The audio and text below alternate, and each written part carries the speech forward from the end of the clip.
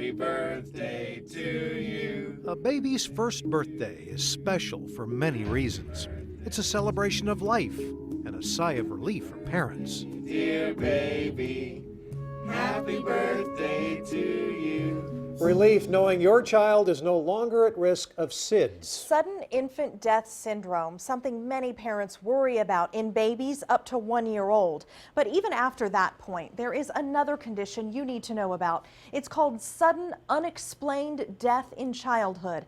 Our Sally Hernandez discovered, unlike SIDS, it can affect toddlers to teenagers. Madeline, who's that?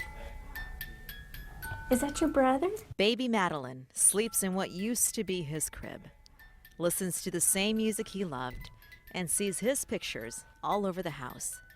But she never got to actually meet her older brother, Moss. This one is from Easter morning last year.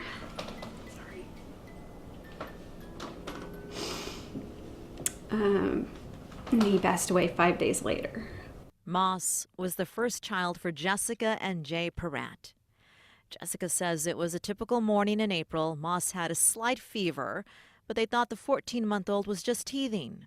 I gave him breakfast and he was acting kind of tired, so I said, okay, I'll go ahead and put him down for his morning nap. A short time later, when Jessica went back to check on Moss, he wasn't breathing. She screamed for Jay to call 911. EMS got a faint pulse and rushed Moss here to the emergency room at Dell Children's Medical Center, where he spent the next 36 hours on life support. Trying to salvage whatever little bit that you can of what you know is your last moments with your child. They sang him his favorite lullaby and told him how much they loved him one last time. Once we knew that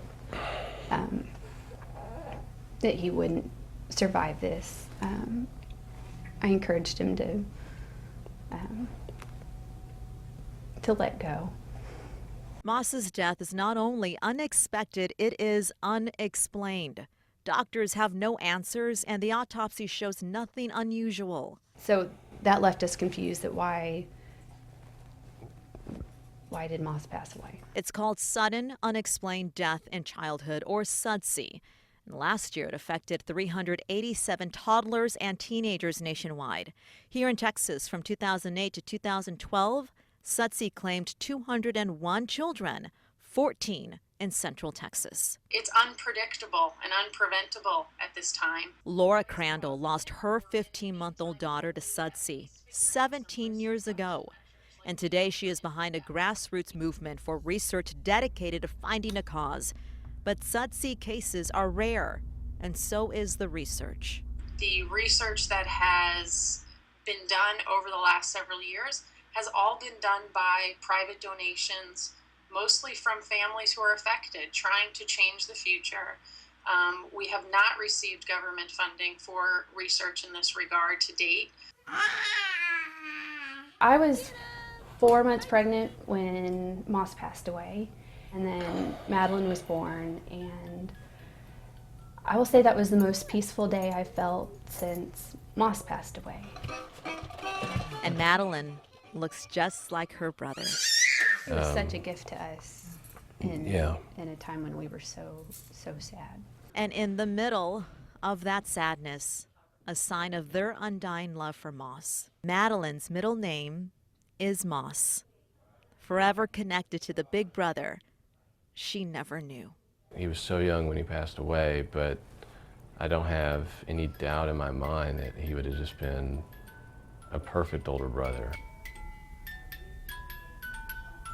You might be wondering if the Peratts worry this will happen to Madeline too, and they tell me yes, but all of their fears are amplified having gone through this with Moss. But they're using that story to help. In March, they traveled to New York to meet with other parents going through the same thing, and they're also working with the SUDC registry. It began 6 months ago with researchers doing genetic analysis on the children who've died, something that could be the start in finding out what is causing these tragedies to happen, and maybe someday preventing it. They hope to have those results in the next 2 years. Sally Hernandez, KXAN News. Sally, thank you. And while they are rare, these deaths are getting national attention. Just last year, President Obama signed into law the Sudden Unexpected Death Data Enhancement and Awareness Act. This allows the CDC to improve the consistency of collecting data during death investigations and autopsies in stillbirths, SIDS, and SUD-C cases. And Sally mentioned the research into SUDC that's only possible through funding, something Little Moss's family is working toward. You might have seen Moss's grandfather before for many years in television ads. Bobby Jenkins is the face and the owner of the longtime Central Texas company ABC Home and Commercial. He's now turning his attention to launching the Moss Perrott Foundation to raise money and awareness. What needs to happen is awareness, first of all, that this is something that is out there, and it occurs most likely a lot more often than what we believe at this moment. And then secondly, what is it that happens and how could it possibly be prevented? For more information on the Moss Perrott Foundation and other resources on SUDC, check out this story at the homepage of KXAN.com.